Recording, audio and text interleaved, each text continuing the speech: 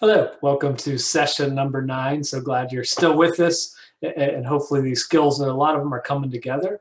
So, I like to think a lot of it like if you've ever seen the movie Karate Kid, and the first one when Daniel first meets Mr. Miyagi and wants to learn some karate, and he has him waxing the floors, or I'm sorry, painting the fences, sanding floors, waxing his cars, and day and night he's doing that, and he just kind of gets frustrated and gives up. And then Mr. Miyagi shows him, like, when he's actually using these motions that he's been doing over and over and over again for days, he's learning different blocking techniques and hitting techniques, and has actually gotten the pieces of the puzzle that he just needed to be able to put together. So a lot of this, hopefully you're starting to see these pieces and how some of them fit together and make you feel better. And so the skill for this week, for session 9, is one of my favorites. I say that is about all of them, but I do hear, like a lot of people, this is a very, very quick one and a very, very easy one to do anytime, any place. Now I think in your notebook, unless when you're listening to this, if it's a little bit later on and the notebook's been changed, but I believe it says toe tapping. That one actually comes a little bit later. So this one is called balloon float. So if you want to scratch it out, put in balloon float, or if you're doing electronically, just in parentheses, put the correct name. It's a great technique, and it's, again, a short one. So we'll go to the short video, and I'll catch up with you here in just 1 minute. Hey everyone, it's Mike again. Hope the worry time has been productive for you and helpful, and the what if thinking thing and the better but believable thoughts, that everything's starting to come together. And we talked about at the beginning, there may be a period where you actually feel a little worse as you're trying these new things, but now that we've done 8-9 weeks, hopefully you're starting to, this should be where the upswing starts, and your brain's getting used to these new things, and they're more productive, more positive, and you're starting to feel better. So for this skill today, it's just called the balloon. There used to be an app called Worry Float that I would use with kids. I don't even think it exists anymore, but the whole thing is, whatever your worry is, you're going to breathe it into a balloon. So just imagine, you're worried about an upcoming job interview. So you just pretend you're blowing up a balloon, and inside that balloon you're putting that worry. So that job interview, tie the balloon up and just release it. And in the worry app, you would type in what your worry is, and then on the phone it would just show you that balloon floating away, getting smaller and smaller and smaller, and it would just disappear in the clouds. All right, but what I want you to do, you put it in a balloon, just in your imagination, see it float away. For me, I watch it go up into the clouds and right up into the hands of Jesus, which is way better than in my hands. But the big thing is just watch that balloon, put the worry in, just watch it float away, go up into the clouds, and allow it to release from you. Okay, so great short technique. Give it a try, and hopefully it's one that works for you. So again, another great skill to try.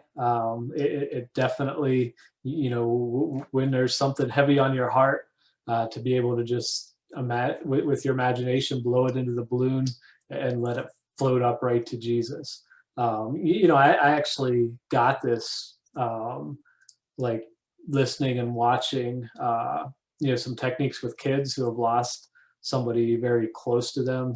So they go to some grief camps, and they'll write a letter to their loved one in heaven, attach it to a balloon.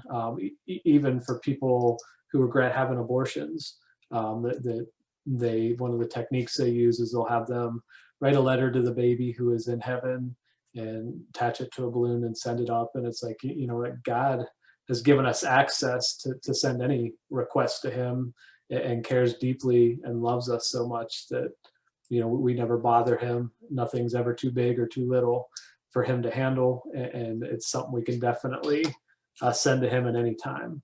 And I did want to show you, I mentioned in that video, the worry float. It actually does still exist. So here's my phone. You can see a little icon with the sun on it. That's the worry float. So it just brings up the picture of a balloon, And I think it says, what's your worry? So you just tap on the balloon and it allows you to type in whatever that you are worried about. I don't know why it's not coming up. There we go. So let's just say you have a job interview coming up and you're worried about it. So I'll type in interview. You can see it. I don't know how clear that's coming through, but there's the word interview inside the balloon. I just hit the let it go. And then when I'm ready, the clouds come up, just release. And you can see that worry, that stress, that anxiety just get smaller and smaller and smaller and float away to the clouds until it's gone. And it's not a worry that you need to continue to carry around. So, I like the image of giving it to God, or, sending that worry to Jesus more than just watching it disappear. But, if your imagination isn't strong, I'm sure with all the stuff you've been practicing and doing, it's getting better. But if you need that image of those sort of things, or like I said, if you have children, grandkids, or something that's dealing with some anxiety and worry and those sort of things, it's a great thing for kids that they can actually see it and visualize it. And I think it's next session, another powerful technique that I come up with was some obsessive thinking that I had used with a child that had tremendous results. So you can look forward to that in session 10. But today we're focusing, our main topic is guilt, but we're also going to talk a little bit more about worry. And hopefully the worry jar or the worry container has been extremely productive for you, and you've seen your worry cut down, and that you've just been worrying your heart out for the last week or two, or however long it's been since the last session. And one of the things that we're going to do today is make that worry time so much more effective and meaningful. And, rather than just worrying your heart out, it's going to be a healthier exercise. But your goal over the last week or two was to just catch those worries, put it in your container, and being able to open that container at a scheduled time. And so hopefully you've gotten at least moving in that direction. Again, some of you have been worrying for 30 years, 40 years, and you become really professional worriers. If worrying was a major league sport, you may be the highest paid player. Like I've been there, totally understand that. So sometimes that habit, takes just a little bit longer, but keep up with it and don't give up. But with guilt, we'll look at point number 1 there. Guilt is an emotion that puts you in the past. All right. So some of the thoughts that people have when they say, like, I'm full of guilt, struggling with guilt. Number 1, I'm a bad person. And you know what, according to the Bible, that's true. No one is righteous, not even one. That comes out of the book of Romans. So another thing people think is I did something wrong. Again, out of the book of Romans, that's a true statement. All have sinned and fall short of God's glory. And then another thought, like I should be punished for what I did. And you know what, Romans 6:23 tells us the wages of sin is death, and our mistakes, they do deserve punishment. But the gospel message, gospel stands for good news. John 3:16, that God loved us so much. We talked about this, back in the spiritual disciplines lesson, that he sent Jesus to die on a cross, not so that we would live in this state of guilt and this state of feeling bad, but he died so we can have life and have life abundantly. That comes from John 10:10. And so, God doesn't want us to live in this state of guilt. So even though all those thoughts are true, that we are imperfect, we do bad things, that we deserve punishment and those sort of things, God loved us enough that he sent Jesus to die on a cross for us and give us that abundant life. And, Jesus didn't die on a cross for us to live in a state of guilt. He wants us to live in a state of victory. And Romans 8:1 there says there's now no condemnation. And that, again, Jesus didn't die for us to stay in that state of guilt. All right, so what do we do about it? So number 2, you need to confront your guilt. So this is going to be a great little, kind of like a little chart to refer to. So anytime you feel guilty or have guilty feelings creep in, this is something to just refer to that may be able to help you. All right, so you're going to ask yourself these questions. So question number 1, did you do it on purpose? So maybe you did it out of anger, maybe you did it out of frustration, maybe you did it to avoid a punishment. Maybe you made a mistake that you knew you would get in trouble for. So if that's the case, you make amends. So if you broke something, replace it. If you need to apologize to somebody, apologize. Just own up to what you did. And like, I don't think that there's nobody walking this earth that assumes that everybody is a perfect person. And if anything, it's probably gonna allow them to even give you like more respect and greater appreciation, for somebody to walk up and say, you know what, I'm sorry, I really blew it, and will you forgive me? Now again, you only have control over yourself, and there are those hurt people who hurt people that, some people you approach and try and apologize and they'll just walk all over you and make you feel worse, and those sort of things. But again, all you can do is control what you say, what you do. And if you feel guilty, apologize for it, make amends for it, and move on. You can't control what that other person says or does. All right. So the second thing, was it an accident? One of my favorite stories from my dad, and it's been a long time since he's told this, but I remember him talking about a story where he was saving up as a little kid to buy a model airplane. And there was a little store at the end of his street that sold groceries and had a little toy section and those sort of things. So he knew how much it cost, and he was saving and saving. And he would go down to the store with his mom to get groceries and stuff. And the store was owned by an older couple, and they were normally in the back stocking shelves, going through inventory, whatnot. So they would go up to check out, and nobody would be at the checkout place. And they'd wait, and they'd wait, and they'd wait. My dad said my grandma, his mom, would always say something to the effect of, I bet if we walked out the door, they'd get up here in a hurry. And so they would always wait, and eventually somebody would come up and check them out. But, after a long time of saving money, Dad finally got the money for the model rocket and picked it up off the shelf, went up to the front to check out. And of course, the older couple was back in the back, going through inventory or whatever they do back in the back. And he's waiting and nobody comes up. And he remembers what his mom would always say, I bet if I walked out of the store, they'd get up here in a hurry. So my dad walks out of the store and just kind of waits by the door, looking in, waiting for somebody to hurry up and get up front. And nobody ever came. So my dad walked home with his model rocket, happy as can be, like no concept or clue in the world that he had just stolen this plane, and couldn't wait to tell my grandma, his mom, like what happened and how wonderful this was. And I did what you said. Like, I walked out of the store so they would come up to check me out, and they never came up. So look, I got my model airplane. I still got all my money. And my grandma just got extremely upset, walked him back to the store, made him give the airplane back, made him pay for the model airplane. And all in the meantime, like, my dad like had no idea like what was going on, what exactly he had done wrong. In his mind, he was just following what my grandma had said. And so that would be the perfect example of, hey, this is just an accident. And I remember one time somebody in my church, came across an old high school friend. I think it was at Walmart or, one of the big stores. And this guy was kind of like the class clown and always joking around about everything. And it wasn't somebody like you saw all that often, just kind of a little bit more of an acquaintance, but not really a close friend. And had seen him in the store, and I don't remember his name, but said something like, "Hey, Chuck, how you doing?" And Chuck looks back at him and said, "Well," he's like, "I'm dying."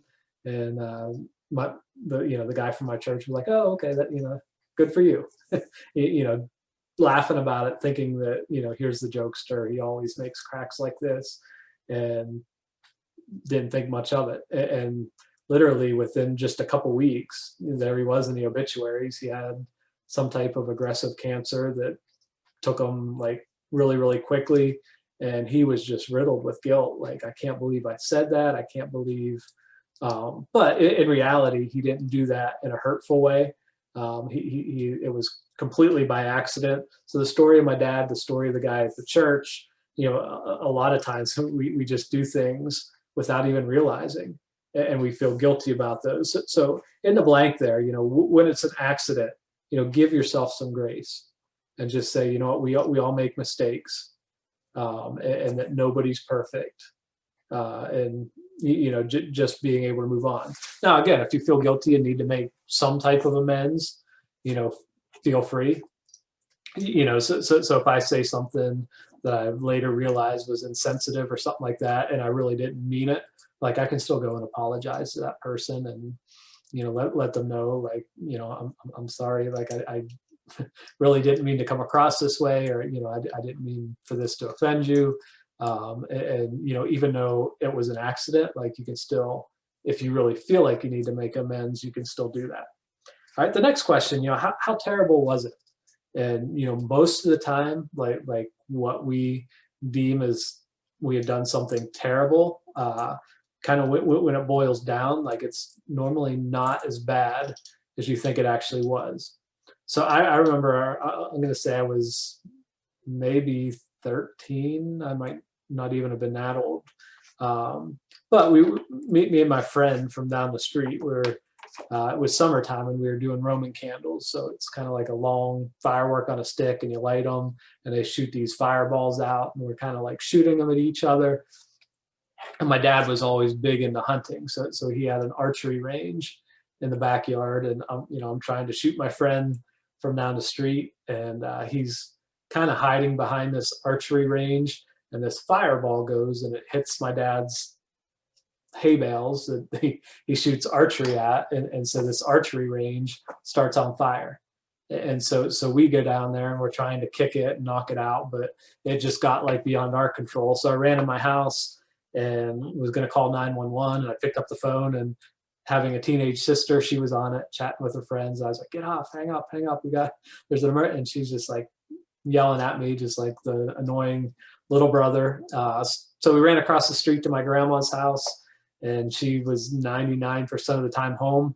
And this was the one time her door was locked and nobody was there. So we ran down to my friend's house, telling him, we got to call 911. We got to call. And, his mom was like, what are you talking about? And wouldn't give us the phone. And then she looked out the window and saw, like, smoke, like just billowing, like from up the street where my house was. So finally got to call 911, and all the fire trucks came. And in the meantime, somehow, like, word got to my dad. And so he came, and so fire department's putting this out, and behind my house there was an alley that went right past, like, where this hay bale and stuff was that my dad would shoot at. And so I remember my dad talking to one of the firemen, and my dad said something like, how do you think this fire started?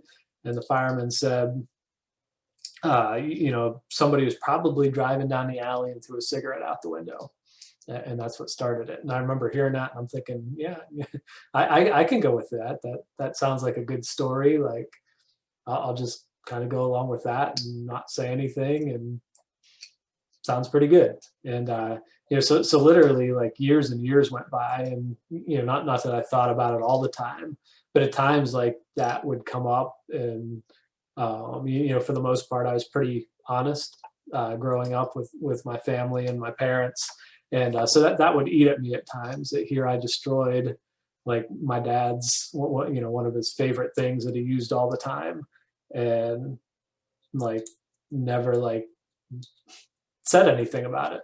So I'm going to say I was in my early or mid 20s when I finally said, okay, enough of this. Like, I need to go and confess to my dad.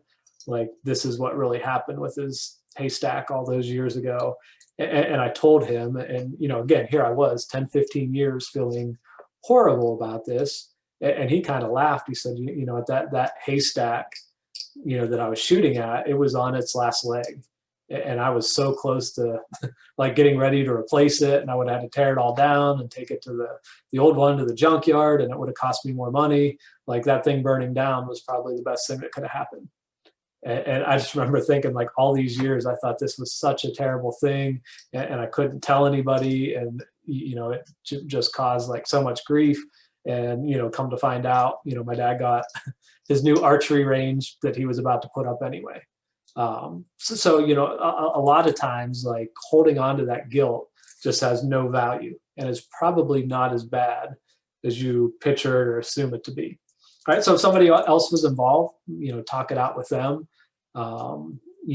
Just work it out where, both of you can like confront it together and make amends together.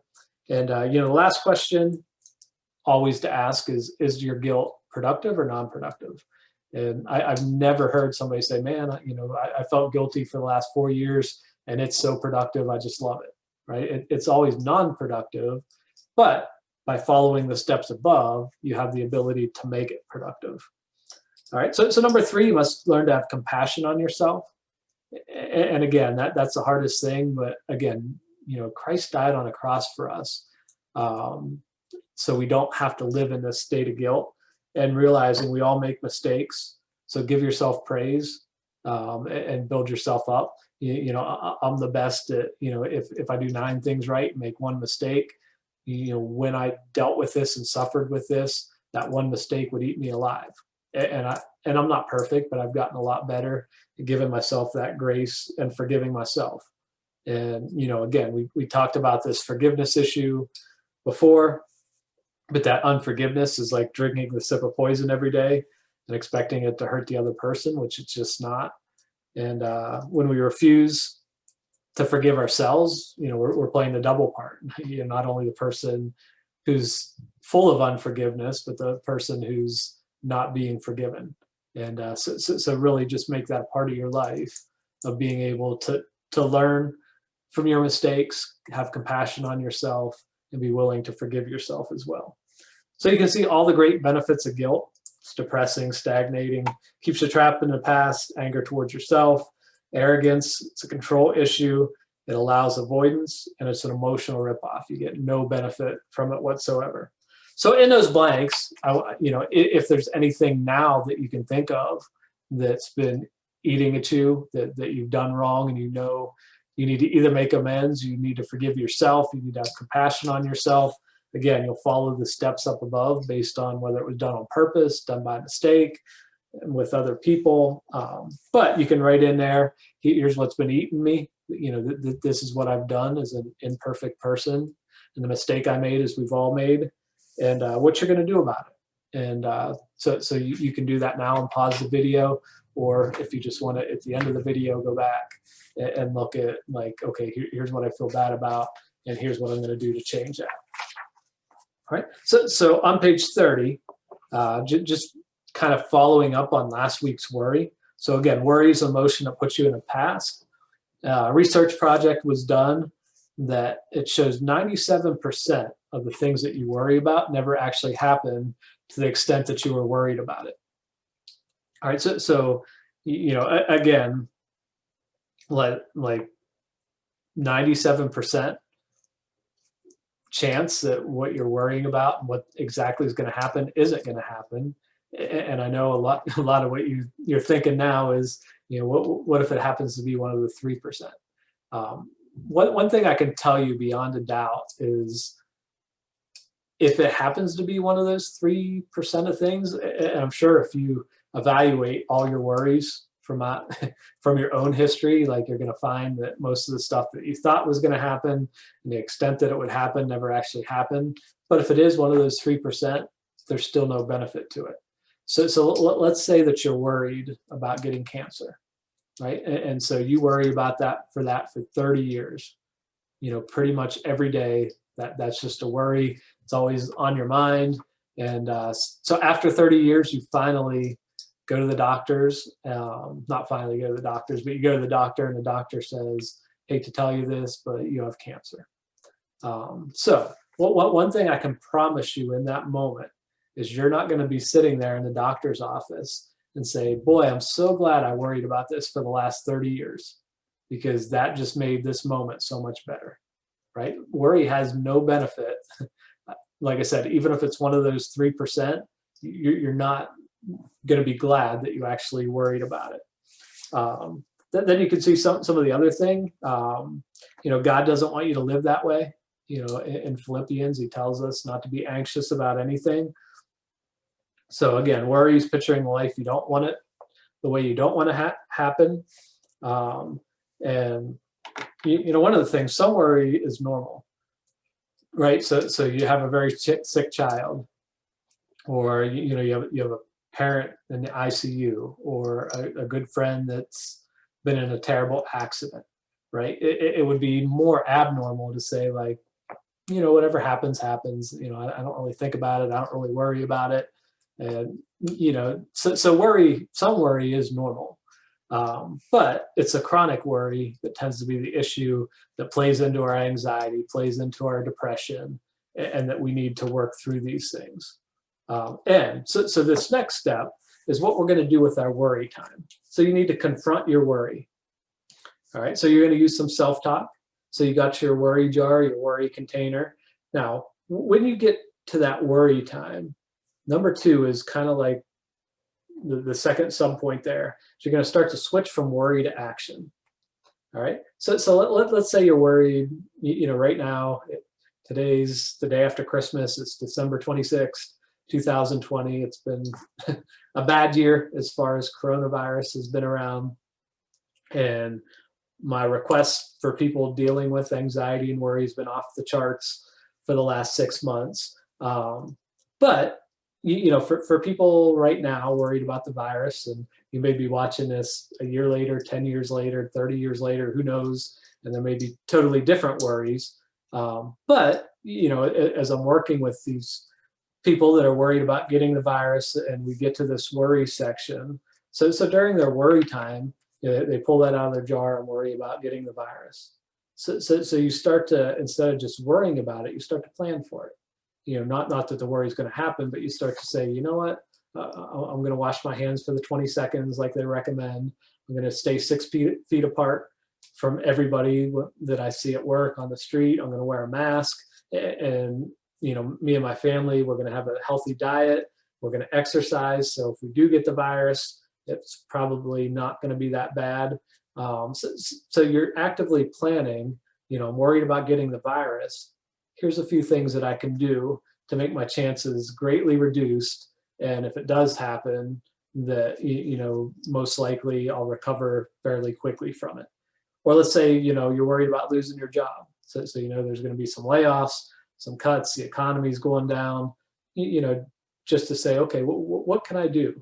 Well, like show up to work early, be productive, work hard, be a team player, and just work your heart out. And what is that? I think Colossians 3:23 says, whatever you do, work as though you're working for the Lord, not for men. So, God's put you on a mission, whether you're a janitor, whether you're a pastor, that doesn't matter what your career is, but just go and work at all your heart.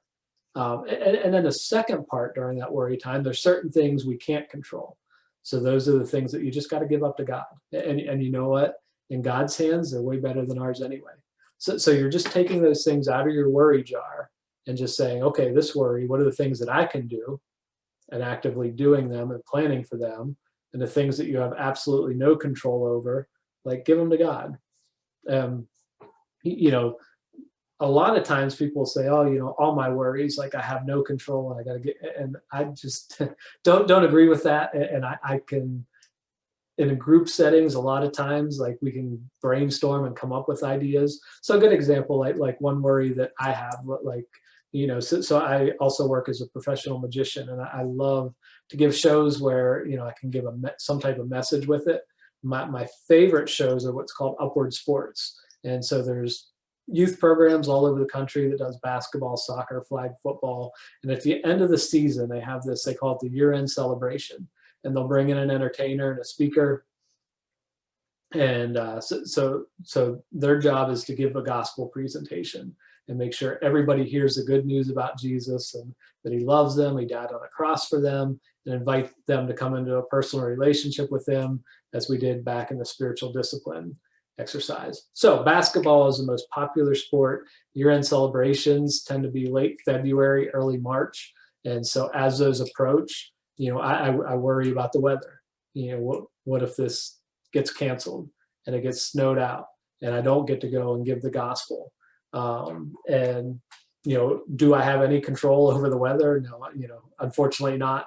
And but I do have control over if this event does get canceled. Like the number one thing I want is for these families to hear the gospel. So there's some YouTube links I can send for them to send to their families. There's a little show I could put together of a video that kind of gives a preview, and hopefully it'll get them excited that I can come back the next season. Or a little book that I could recommend. There's a book called The Life Book. It's like the Book of John with some handwritten notes in it that come from the Gideons that is free. I mean, the Gideons take donations, but you can get these books for free, and there, give those out to the family. So I'm saying, whatever your worry is, there's always little pieces you can do. But ultimately, those upward shows and the weather, I just have to give it to God and trust in His wisdom beyond mine. So you want to be goal oriented, question the validity of your thoughts. Catch yourself when you're being negative and help yourself refocus. And again, just being action oriented and what you can do, and start to picture life the way you want it to happen. So you can see all those wonderful benefits of worry, which you can look through. So there's a place there, what your number one worry is. So maybe it's the health of a child or a parent, something like that. A lot of times, just because I've worked with so many kids, I know a lot of parents are worried about my kid. Like, they're getting into trouble, they're doing all these things. And you know what? I think the goal of parenting is to get a child, when they're first born, they're 100% dependent on you. They can't feed themselves, change themselves, those sort of things. And then by the time they're 18, is getting that percentage to 100% on them. And hopefully they still need you, want you, and come to you for advice.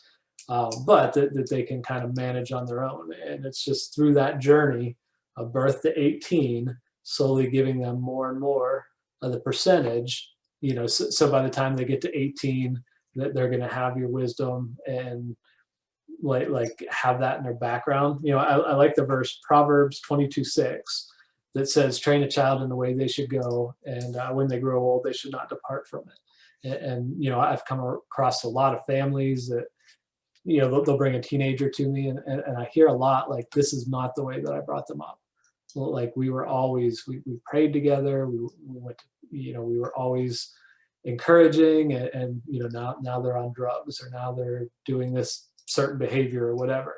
And I can tell you behind the scenes, when I work with those teens or I work with those kids, like, that prayer, that support, that background it's in there. Like it's, and I'm encouraging you, if you're a parent, the wisdom that you've given to your children, the time that you've invested into them, like, it's there. And a lot of times it gets covered up by a lot of junk of peer pressure and things from the outside world. But when you peel away those layers, what you train your child up in and what you give to them is there at the core of their being. And, I think that's a promise from God, and God's going to be faithful in that. But, again, if you're worried about that, you're just making those plans, like how can I share God's love with my child? How can I invest in them? How can I pray for them? And saying, here's the things that I can do action-wise, and the things that you don't, again, put them in God's hands, and that's the best place for it. So keep up with that worry time. As you look in the homework, that's going to be number one. I don't even think it's on the list, but make that worry time more productive and turn it into some action. Make amends and work through any guilt that you need to. And I want you to look back and review some of the lessons, some of the Karate Kid things I've been having you do, and start to try and put all those pieces together.